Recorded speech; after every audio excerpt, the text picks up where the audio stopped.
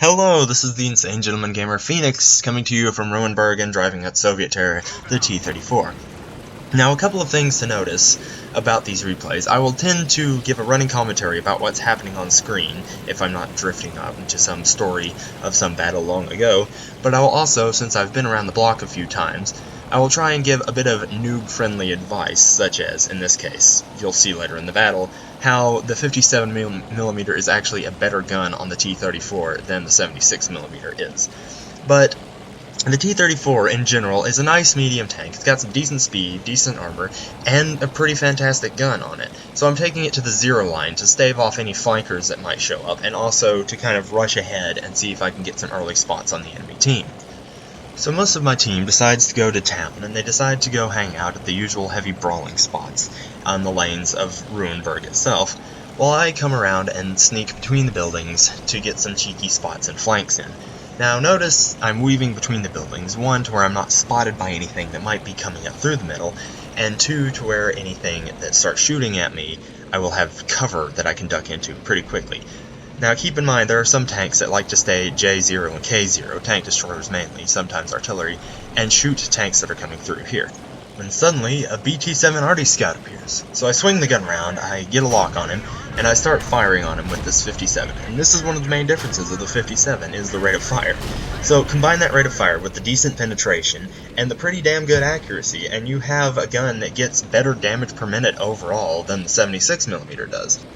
Now our PZ-38A down there spots another BT-7 artillery, and I decide to go down there and help him. This thing actually has some pretty good on-the-move accuracy, so I'm able to get a couple of shots into the BT-7 arty as I'm screaming to the PZ-38's rescue, but I'm not able to save him. I am, however, able to swing around and avenge him. Now notice there's another T-34 over there, and this is where the noob-friendly advice comes into play. He gets a shot on me, ammo racks me, does 109 damage, which tells me he's using the 76mm. Now I fix the ammo rack, and notice how I'm able to work him over. I'm using the superior fire rate of the 57. I'm able to put shot after shot in him, and I'm able to basically kill him faster than he can kill me. And yes, I did have a bit of support from that M5 Stewart over there. So I'm able to kill him faster because I get better DPM because I'm using the 57mm, so it kind of shows the 76 is the noob trap.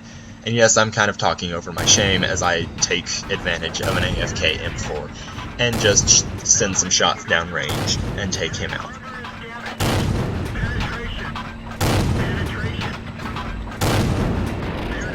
Hooray, another kill for me.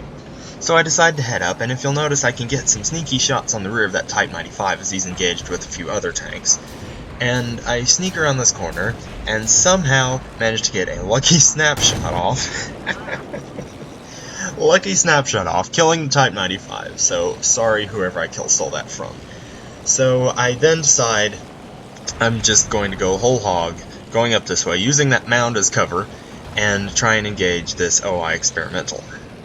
So I pull up here, using the mound as cover, auto lock, and I like to use auto lock when I'm focused more on maneuvering, like as you can see I'm dodging shots from this OI, because it's easier to just put shots downrange while keeping aimed on the target, and also, as you can see here, dodging quite a few shots. And then I managed to kill the OI and shoot a bit at this DW2.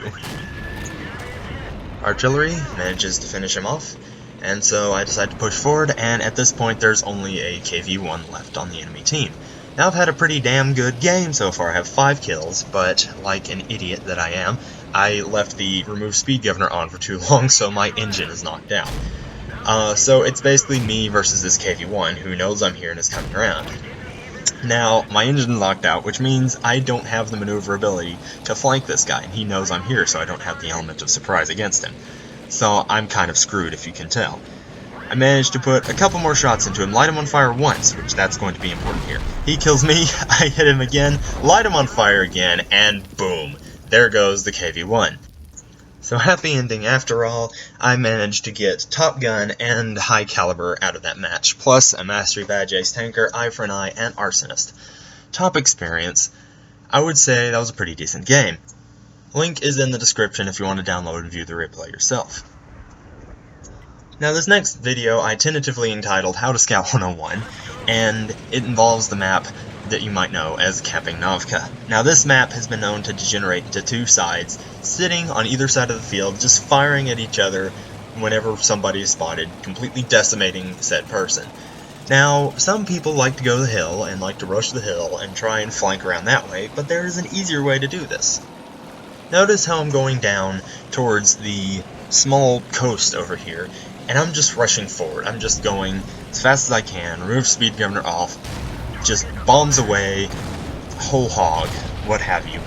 Basically just rushing into the teeth of the enemy, and notice how many spots I'm getting.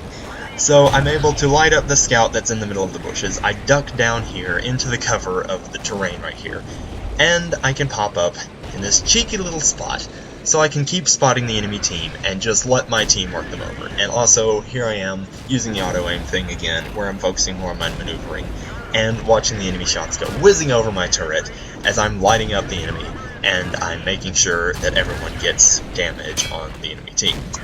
So yes, I have taken a little damage, but it's nothing compared to the damage that I'm farming off of Venus enemy tanks, and the damage that I'm getting as assist damage for spotting all of these enemy tanks. And notice we're already up 4-1, and now we're 5-1, and we're 6-1, so we're doing very well, mostly because the enemy team has basically stopped in their tracks in their base, and I have been able to spot most of them.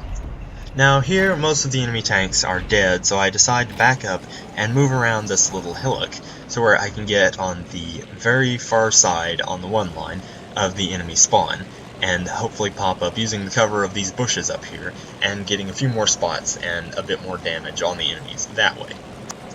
A little tip for you here, if you're ever moving up somewhere and you know that there's enemies that are going to be looking for you, stay in the cover of the bushes, because even if you're more easily able to be spotted by moving, you will still have the bushes concealing your movements, so you will have a little more chance to not be spotted, and therefore to be a bit more effective as a scout.